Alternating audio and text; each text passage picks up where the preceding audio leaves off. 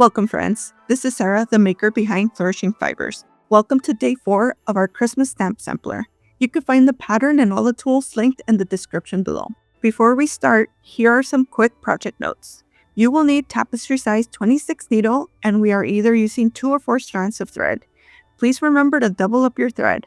For example, if you need 2 strands, thread your needle with 1 single strand and tie the 2 ends together. This trick ensures the thread at the eye of the needle isn't too thick for the holes in the paper.